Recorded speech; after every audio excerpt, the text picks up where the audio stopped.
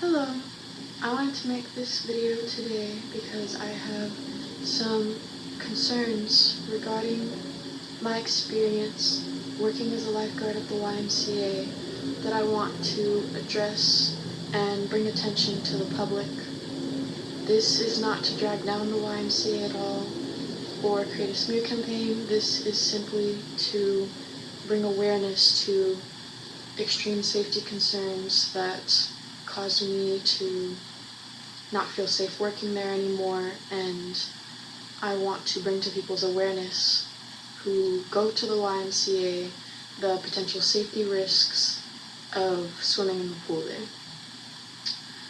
This was my experience in the YMCAs of Louisville.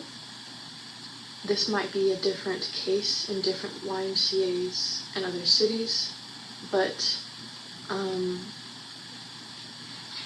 I feel that the experience that I had working as a lifeguard there is important to bring up and talk about clearly, and hopefully this can help others stay aware of the safety risks surrounding going to swim at the YMCA, and hopefully bring up to the YMCA themselves the oversight in safety factors that can become a very real and dangerous problem. I have my laptop here with me because I had some notes. I just wanted to make sure that I covered all the bases and I didn't forget anything. So I might reference it a couple of times, but I pretty much have the general idea in my head of what I want to say. This problem started a few months into my working at the YMCA as a lifeguard. I started working at the YMCA in Louisville. I won't say which YMCA, but I started working there in 2023. I can't remember exactly which month, but I was 17 at the time, and I worked there for about half a year as the safety concerns quickly became a big issue to me.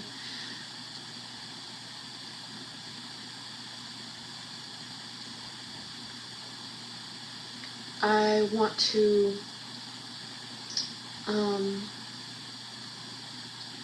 mention that initially a big concern that I had, one of the concerns that I had was understaffing, which is a common problem in a lot of places nowadays, but specifically at the YMCA and the pool, we would say have 60 or so people in the pool. This was an indoor pool, by the way, and it would be for a water aerobics class in the morning, and due to understaffing, sometimes we would only have one lifeguard available on duty, and that itself just seems to be a safety risk. I'm sure that can seem like a very obvious safety risk, but it becomes more of a safety risk when other factors are taken into account.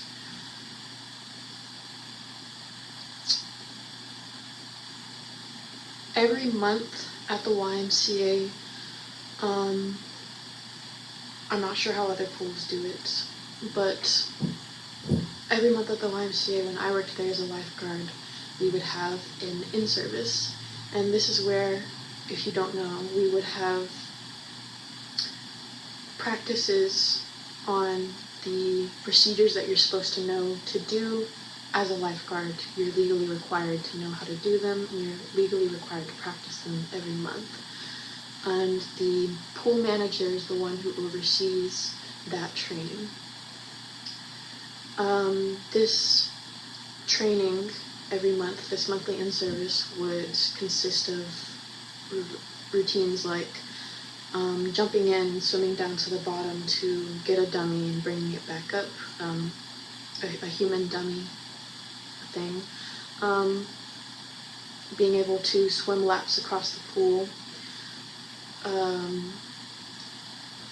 doing CPR physically doing the CPR procedure and practicing it, doing rescue procedures and emergency action plan procedures, and just acting all of that out physically, so you have it sort of trained in your brain, not just as something logically you're supposed to know, but as a physical memory. My concerns started to come in when, after a few months of doing the lifeguard training, it became clear to me that we weren't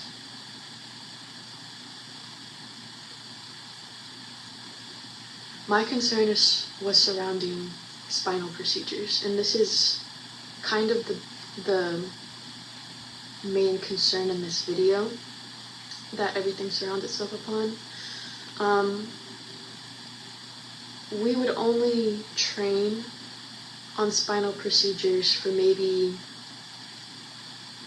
15 or so minutes at the end of the in-service. In-services typically only lasted for about an hour or a half an hour, and it makes sense given that everybody's schedule is different, and people have to make different time to be able to make it to in-service. Not every lifeguard is able to make it every month, though it is enforced that you have to do it monthly, and if you're not able to do it, you have to come to another in-service a week later. That's usually enforced when I was there, or you at least have to come to the one at the next month.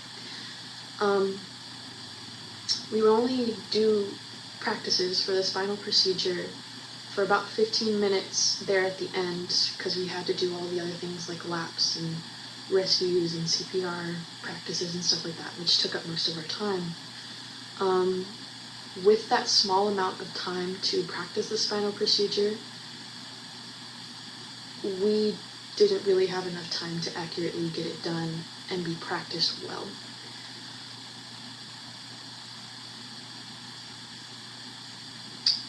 A spinal procedure is a task that takes 2 rescuers. It is a bit complicated, not too overly so, but it does take study and practice. It's something that can easily go very wrong if it's not something you study and as well physically practice out with your other colleagues. I also noticed that when I was working there, sometimes we wouldn't even get to be able to do that practice at every in-service. It would be once every other month or once every 2 months.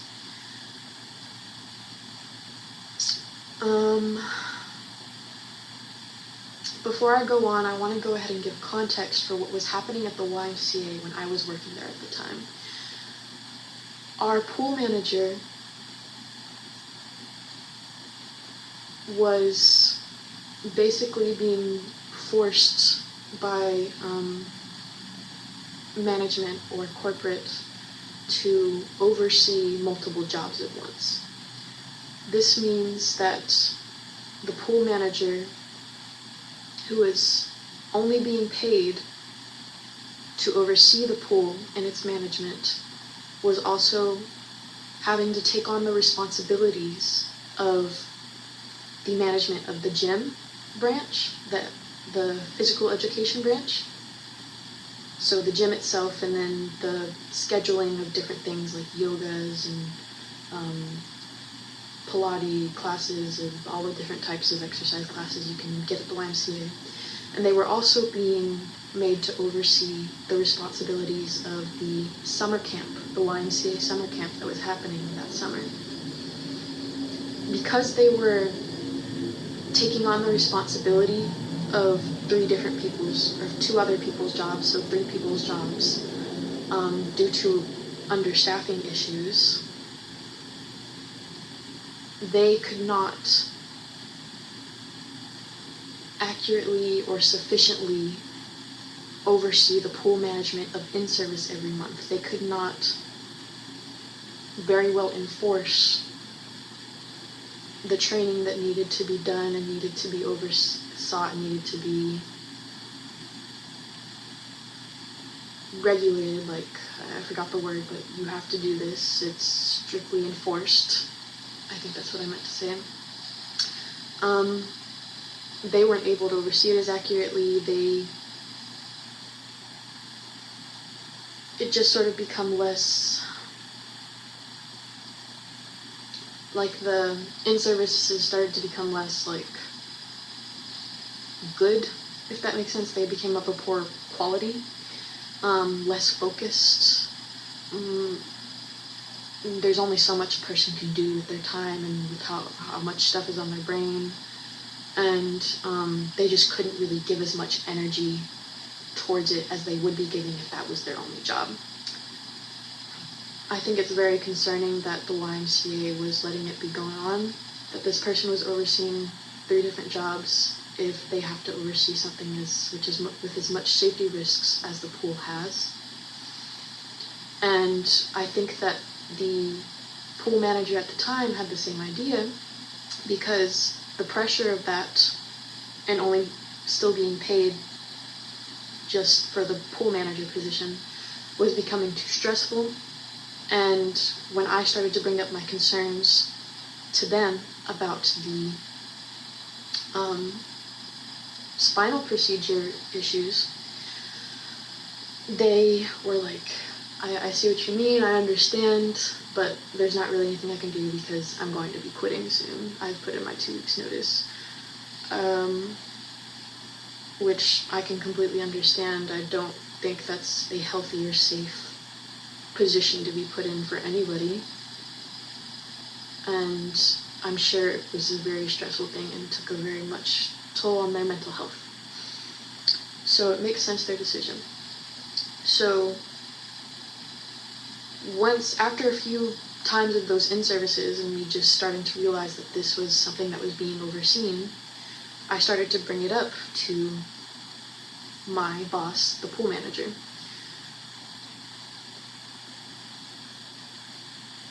My biggest concerns came in when, like I said, the spinal injury procedure is a bit of a complicated procedure. It takes 2 people. It's not easily done. It has time constraints, and you need to be sort of physically able to do it. You need to know all of the steps. It's much better if you're able to physically practice them, but you need to be able to know all the steps, or else you can miss a step and things can go wrong. You can drop the person, you can be taking way more time than necessary, you cannot be strapping them in properly, and this is especially not good in the case of a spinal injury when your biggest concern is keeping the person's spine straight and their head not moving at all. You don't want them to be slipping off the board.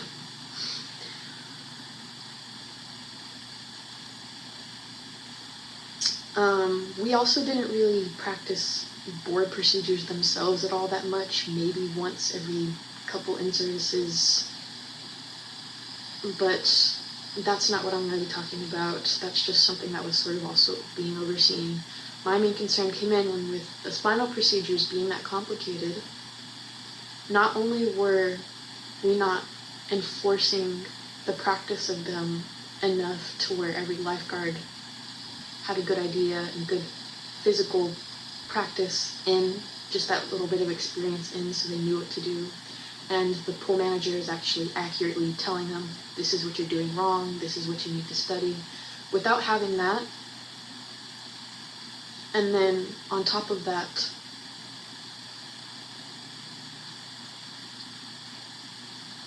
the understaffing issue.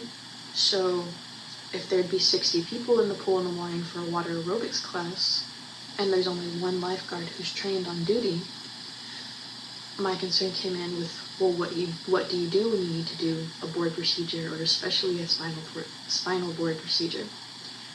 I brought this up with management, and they said that in that case, if that were to happen and there's only 1 lifeguard available, your second in command, who is the one qualified to help you in that situation, would be the people working at the front desk of the YMCA.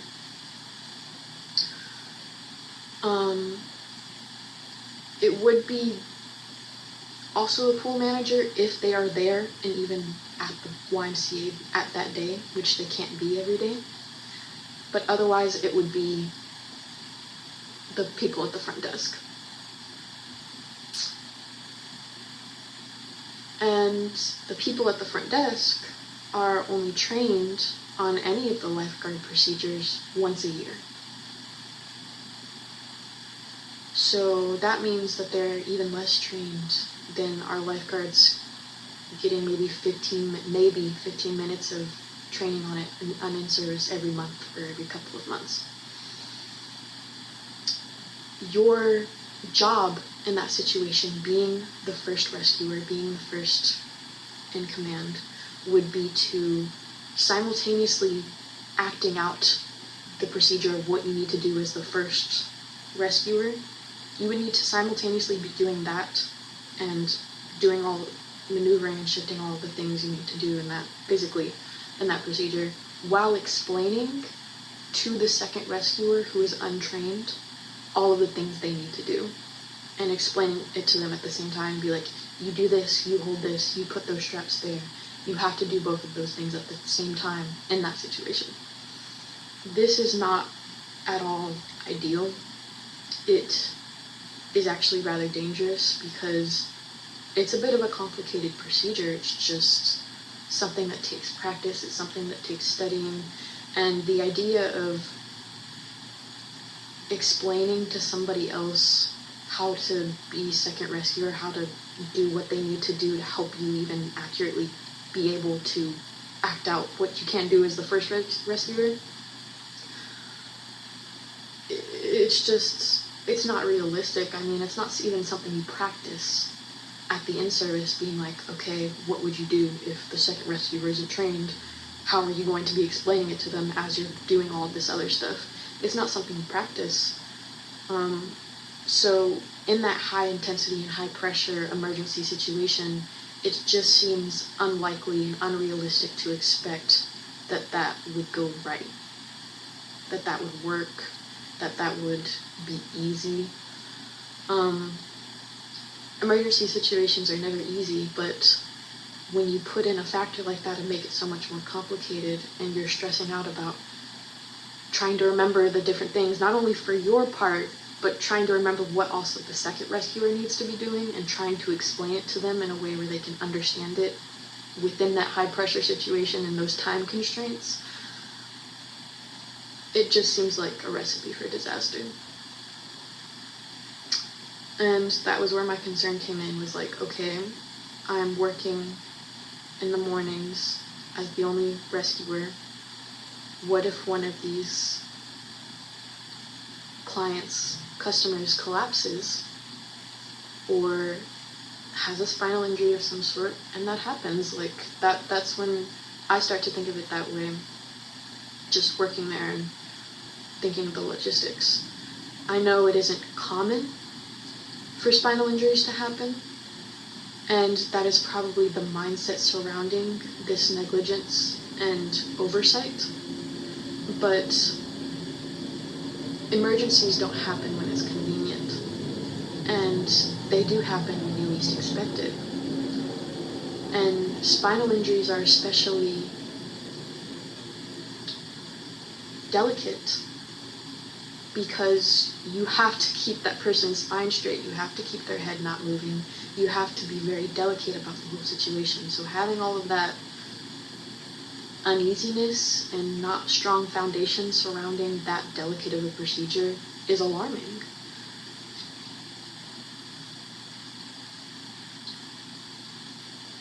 A spinal injury could happen if somebody faints and hits their head in an awkward angle, or maybe hits their head and falls into the pool, or if somebody were to try and dive in the shallow end of a pool when you're not looking and you're not able to call out as a lifeguard, hey, don't do that. And it's not common, but it can happen with those different possibilities.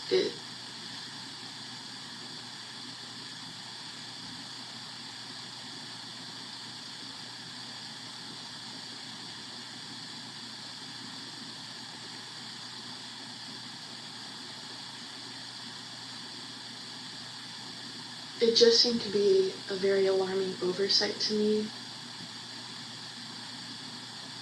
to imagine having to explain to someone how to do the procedure at the same time that you're trying your best to keep this person from getting further injured. If you move them around too much, if they're falling off the board too much because you're not strapping them in correctly.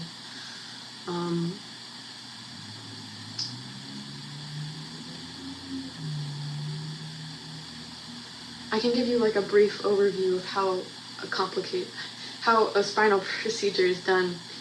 One person has to be holding the board, has to be laying down on the pool side and holding the board up, and the other person on the other side has to be holding the other side of the pool board up. You have to maneuver, you have to put it sideways and maneuver it under the injured person, while the second in command has to do that while you're holding the person's head straight by keeping their arms like this, squished up to their head so their head's not moving at all. You have to hold them like that and also be sort of like helping them float under, because the second in command has the floaty under their knees. And the second in command has to maneuver the thing under them in a way where it gently comes up to scoop them. And it seems easy, but it's a bit hard to maneuver, and sometimes you have to do it multiple times. And so you do that, and you get the person under, and then that's when you can grab the board, and the other person can grab the board, and they have to push the floaty up under the board. Otherwise, it's almost impossible to keep it under them. And you're holding onto the board. You have to strap their head in after they've got like a hold of it. You have to strap their head in so the other person can start strapping them into actually the board, and then you can lift the person out of the pool. Sorry if I missed any steps on that. It's been, I think, over a year since I did training on it and was actually studying it. So it's a bit of a complicated procedure. It's not easy. It's high intensity. It takes a lot of physical strength and remembering how to do the steps right, because if you miss a step, the person's starting to fall like this, and you don't want the person to fall like this. Or if you miss a step, the person's starting to fall like this, or not even be on the board correctly because you didn't get it under them correctly. It's just a bit difficult, and with it being such a delicate thing, having to do with spinal injuries and not wanting to worsen a potential spinal injury, which can have lifelong consequences,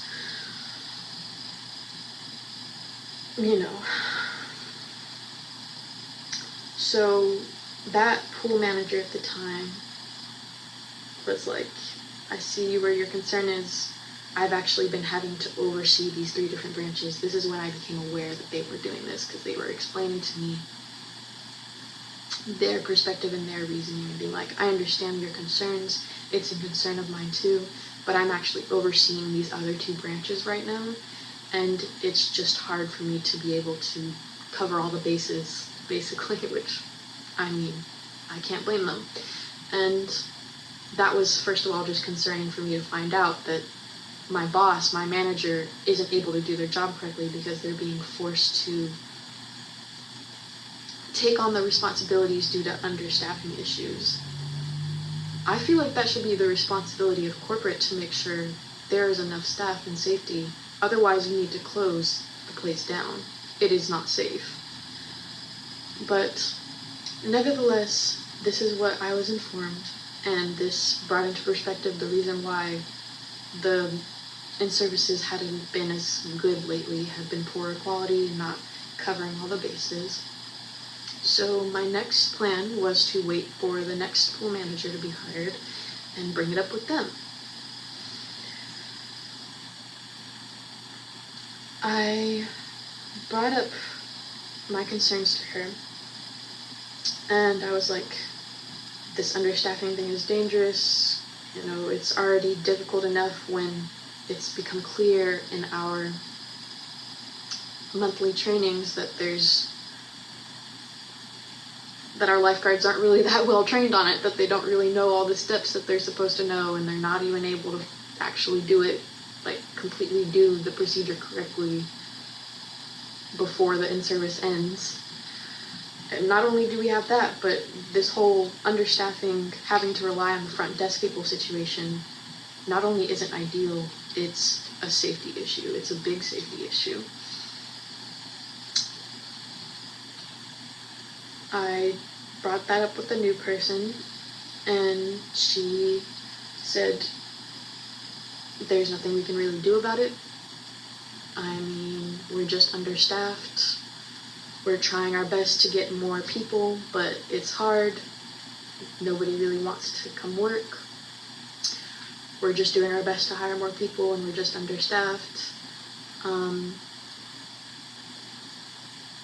The YMCA wouldn't consider upping the pay of $13 an hour to something more like $15 an hour because they're a nonprofit organization. So that's not something they would consider. I was like, well, is this just a safety issue? Should we bring this up to corporate that this is not something that should be going on? And it seemed from her attitude about it that it just wouldn't be plausible. They wouldn't listen, they wouldn't care, they'd just be like, oh, you know, we're just understaffed, you know, like it is what it is. They would not close the pool down for that reason. They would not close the pool down even though legally you are supposed to close the pool down when you only have one lifeguard to a specific amount, square footage of pool and an amount of people in it.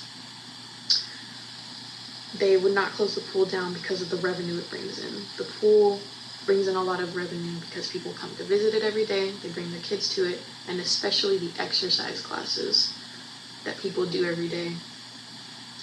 Not only it brings in revenue for how much you pay for the exercise classes and the people who do the training for those, but also for just continuing to pay the subscription to the YMCA because you're coming to do the swimming every day. And so they just wouldn't consider it because they wouldn't close the pool down even if it was unsafe because of the revenue it brings in. That's the late stage capitalism we live in. I'm not sure how long this has been going on, but that was the attitude of my pool manager. Was just, there's no reason to bring it up because they won't even listen, they won't care.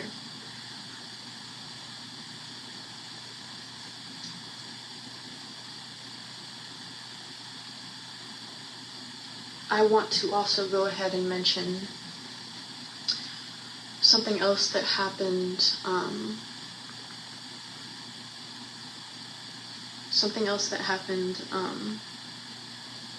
when I was working there. So I'm not sure if every city does this. It makes sort of sense. It's good for morale. It boosts competition in a way that boosts the lifeguards actually doing and practicing the safety procedures they need to know. The YMCA would do this like citywide competition. So for all of the YMCAs of Louisville, they would come together into one specific facility, and they would have a day or like an evening or whatever where they would compete and show how well each of their teams of lifeguards could do all of the different procedures you're supposed to know at in-service. So we'd all be competing on the laps and the diving under and getting the dummy and the CPR procedure, and it wasn't like a race or something, it was more just like an efficiency competition and to see which of the YMCAs was the best. I can see why this is a good idea. This motivates the lifeguards to know the stuff better and train on it better and get ready for it better, and it was pretty fun to do. It was an interesting experience. All of the different YMCAs being there in one room and doing it. We had it hosted at our YMCA at the time, and that was pretty interesting. It was nice to not have to drive to another YMCA and do it at an unfamiliar pool. But I was extremely concerned when I was there. This is my experience of what I saw going on.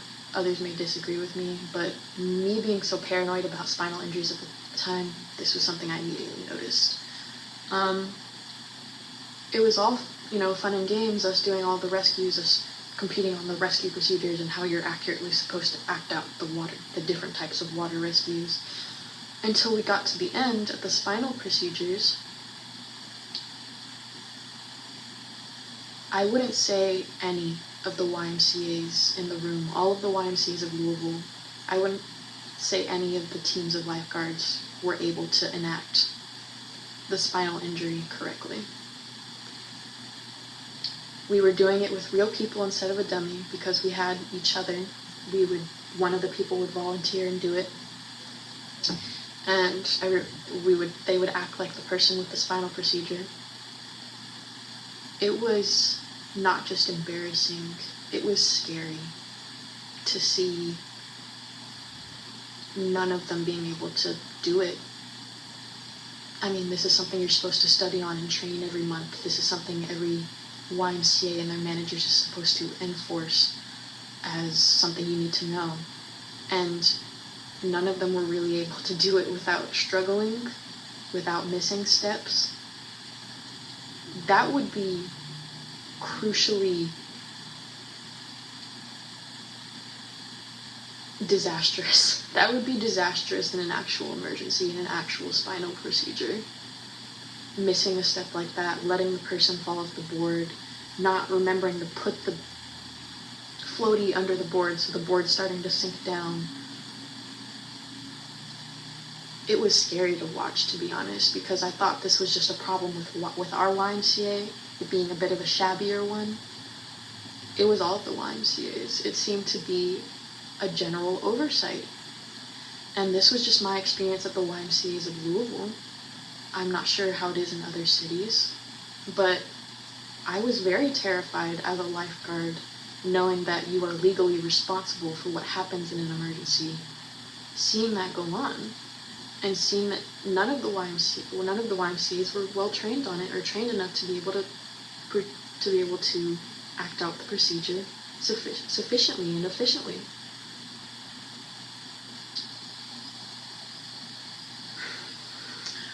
After I brought it up with the new pool manager, and it just seemed like unrealistic to expect corporate to care or do anything about the situation. And that person was also going to be having to take on the multiple branches of work. Not just the pool, but the ending of the summer camp and the physical education department. I didn't feel comfortable working there anymore. Part of me thought that, maybe I should keep working there because even if you're like one of the only people who knows how to do it correctly, it's better and safer for everybody there if just one person knows how to do it correctly, and maybe you can explain to the people in the situation and have it all handled and taken care of. But at the end of the day, when it comes to a procedure that takes multiple people, it's just not realistic to expect to rely on one person's knowledge. If you aren't able to explain it easily, or you're tripping over your words, or the person isn't even able to understand you in that high pressure situation, it's just going to go wrong. It's going to go wrong, and the person who's injured is going to get badly hurt. You could get badly hurt in the rescue, depending on the type of rescue it is, if it's in the deep water. Like just trying to save that person. And you could also have your life ruined because you are legally responsible for this and your colleagues aren't being trained enough on it. It's not being enforced enough to where they actually know what they need to know, or the front desk person doesn't know what they need to know, and you are legally responsible for the person's injury then if it gets worse or they die. And the YMCA isn't going to back you up on that. They'll throw you under the bus if you tried to do a lawsuit about it and say, well, I wasn't being trained correctly. I don't have the money to address this legally with YMCA, which is why I'm just trying to speak out about this to the public and make people aware of the safety risks of swimming at the YMCA and what you should be careful of. But I mean, I doubt I'm sure it would just be something that would be tried to brush under the rug and cut corners like it was when I was working there. The attitude that that corporate just wouldn't care, that it's more about the revenue and the profits than it is about the actual safety issues, that it's such an uncommon thing for a spinal injury to happen that it's fine to neglect it and give it oversight. It's not as logical to completely close down the pool when there's understaffing if it brings in so much revenue and the spinal injury thing is so uncommon and unlikely to happen anyway. Well, the more you neglect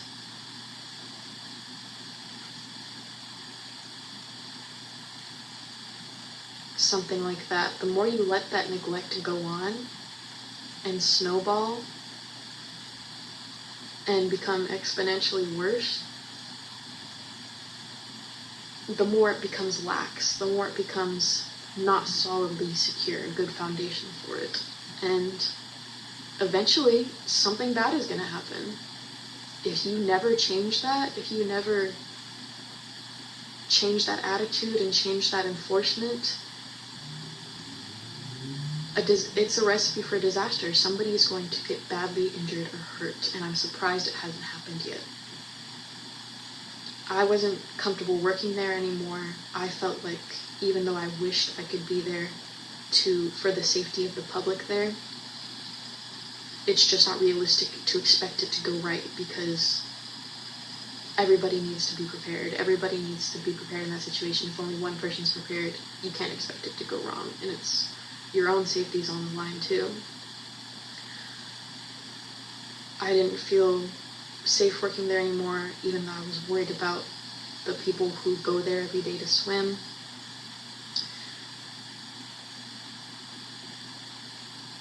I had to quit that job. I haven't lifeguarded since because it's extremely terrifying for me to think about that kind of stuff going on. I know the YMCA pools are supposed to be like some of the better pools. This is just something that I want to bring awareness to people, even if it doesn't create some sort of corporate change. I want people to know the safety risks that they have if they want to come swim at the YMCA. The YMCA is a good place. It's a very affordable option for many people, and I think it's good, it's okay if you want to go there for the gym or the activities or the community or the pool, but I want people to be aware of the oversight that is going on there and the safety risks that you are taking going there. It's a choice you have to make as an informed decision. I hope that I explained that well enough to everybody. It is a bit of a complicated situation, but I hope I didn't overdo it. And I hope that everyone can be more safe with this knowledge put out there now.